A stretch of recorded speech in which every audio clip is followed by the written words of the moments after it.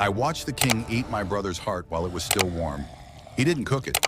He didn't even wash the blood off his hands after. My name is Adana, and I'm writing this because someone needs to know what really happened in our village. Everyone thinks King Abasi was a good man. They're wrong. It started 3 months ago when the king's first wife died. She was young, maybe 25, and healthy. One day she was fine, the next day she was dead. No one asked questions because you don't question a king, but I was her servant. I brought her food every day, and I saw the white powder the king's medicine man put in her soup the night before she died. After his wife died, the king became strange. He stopped coming out during the day. He only walked around at night, talking to himself. The elders said he was grieving, but I knew better. I started watching him from my window. Every night at midnight, he would go into the forest behind the palace. He always carried a bag with him, and he was never alone. The medicine man went with him every time.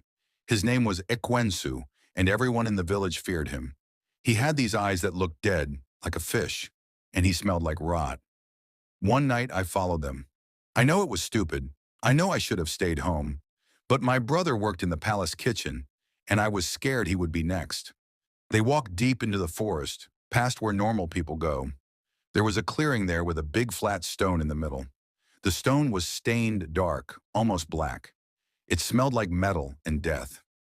The king took off his clothes and stood naked in the moonlight. Ekwensu started chanting in a language I didn't understand.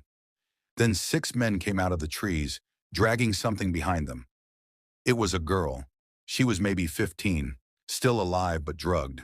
Her eyes were open, but she couldn't move or speak. I recognized her from the market.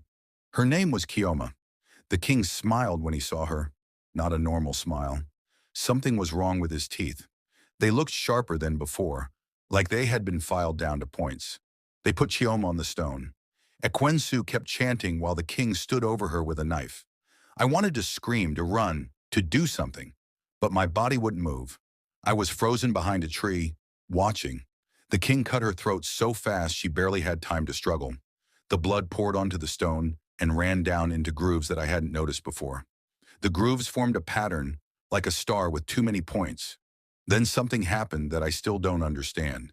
The blood started glowing, not like fire, but like moonlight trapped in water. And the king bent down and drank it straight from her neck. When he stood up, he looked younger. The gray in his hair was gone.